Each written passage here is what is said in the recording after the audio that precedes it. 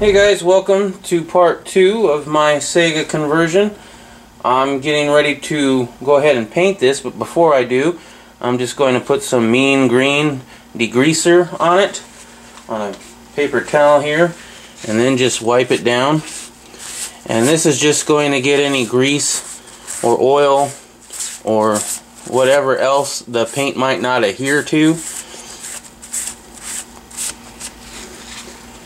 Let that dry for a little bit. Now the paint that I want to be using is just some engine paint, flat black, and high temperature. And that's what has been recommended to me to use. So let's go ahead and get that started. Alright, so I have it all taped off, and I'm just going to spray these little parts.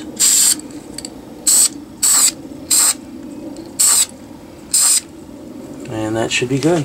Alright, so now all we have to do is let it dry, and then we can move on to putting all the stuff back in.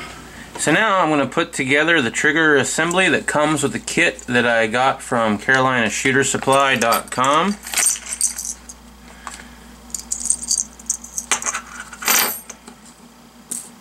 I'm not going to need this just yet, so I'll put that to the side. And this is pretty easy to do. It has just 4 parts. What you need to do is get this spring and put it in the hole here, and then put the other end of the spring into that little round notch. Okay, once you have it in that little round notch, you just have to press it down until the holes match so that you can put this through.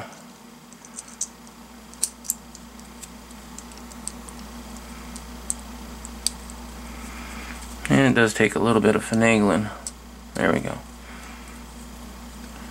Alright, we can put that to the side for right now.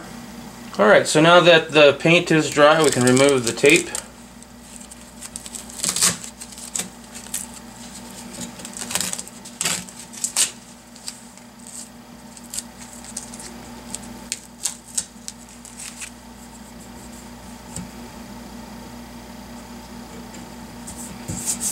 There we go.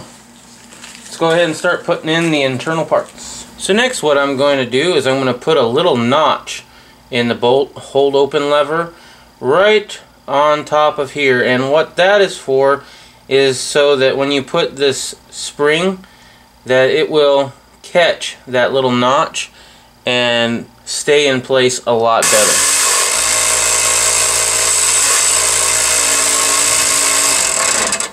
Now also in the kit you're going to get these little plugs, and these are to plug up the holes that we drilled out earlier. So they also come with extras just in case you drop one.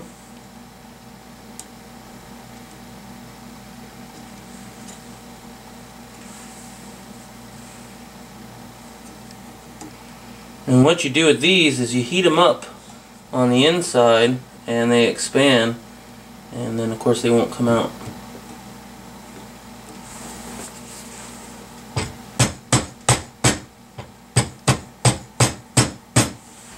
So now it's time to go ahead and put in the trigger assembly.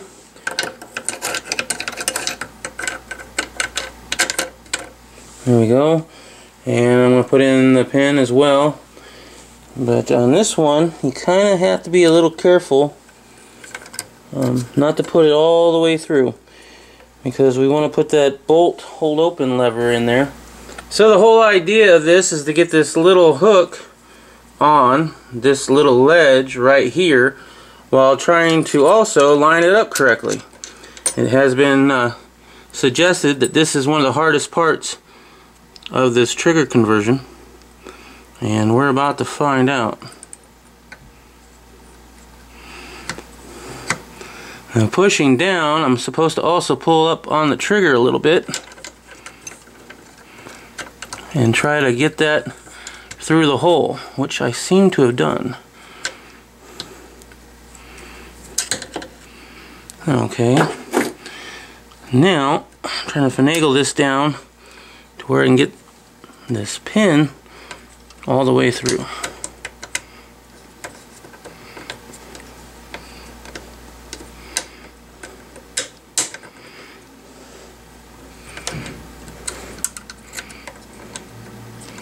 And there we go. That wasn't so hard. Okay, so here is the bolt hold open lever, and right here is where the spring is sitting. And I did go ahead and cut a little notch in there, and that just helps that spring stay in there through vibrations. Hopefully, you know, while shooting this, that won't come loose, because I really wouldn't want to have to take this all apart and do it over again. Alright, so I already put the hammer spring back on the hammer. I'm just going to put it in here and turn it, and then I'm just going to put in the pin. Pretty simple. The only thing you got to really kind of finagle is this bolt hold open lever. You got to get it in place so that you can get the pin through.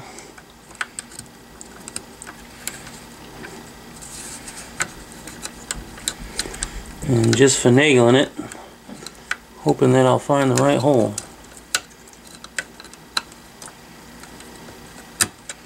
There we go. So now that I have the hammer and the trigger in, I'm going to go ahead and put in the safety, which you kind of have to finagle a little, but not too bad. There we go. And making sure that I can push it down. There we go. Alright, so now I'm going to let down the springs on the hammer here. Trying to be very careful.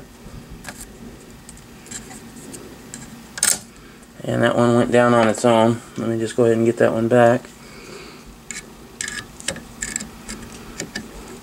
I'm actually supposed to release this one first, and then this one, giving an outward bend to, will help it stay where it needs to be. And let's go ahead and take a closer look at that. Alright, so with the safety down, I'm going to go ahead and test my work and just make sure that when I pull the trigger and push the hammer back, that it does lock in place. And when I let go of the trigger, it should reset, which it does. Alright, so next I'm going to put in the shepherd's crook. So this is the shepherd's crook. It keeps the trigger pin and the hammer pin in place. And right here is the trigger pin. Here is the hammer pin. And when putting this in, you need to go around the trigger pin and underneath the hammer pin right here. And that locks those pins in place. So for me, this has been the most frustrating part of the whole installation. I have tried a few times to get it in there. I have went ahead and removed the two little plugs on this side because they were getting in the way of me trying to install this part. It would probably be helpful if I had some thinner needle nose pliers. Unfortunately, I kind of have to work with what I have, but we'll go ahead and get this part in here anyway.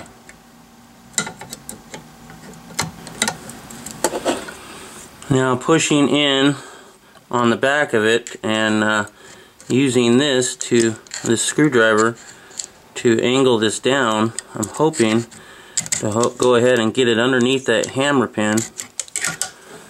The angle might be hard here with the camera in the way.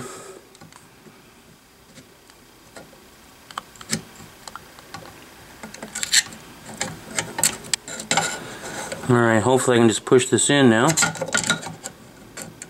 Oh. Keeps wanting to go up on me here.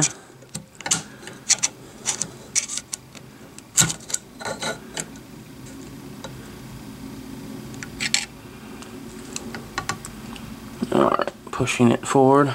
I think I have it. And there we go. Locks into place. So for me, that was one of the most difficult parts of the conversion, and mostly because I didn't have the correct tools. Ended up having to walk away from it for a few minutes, calm down, and then try again. So if you're having an issue with this step, or even the bolt hold open lever spring, if you can't get it right away and you're getting frustrated, just let it go for a little bit, come back to it later, and you'll be able to get it done. Alright, so I'm going to go ahead and give it one more function test to make sure everything's correct before we go on to the next steps. I'm going to hold the trigger, or going to put the safety down, hold the trigger, pull the hammer back. It does lock into place. Letting go of the trigger should stop it. Sure enough, pulling the trigger should fire it. It does. Now resetting the trigger, put the safety on. Shouldn't fire. And it doesn't. So for right now, everything's going pretty well. I hope you enjoyed this video. If you did, give it a thumbs up. And in the next video, we're going to go ahead and put on the trigger guard and the stock. Thanks for watching.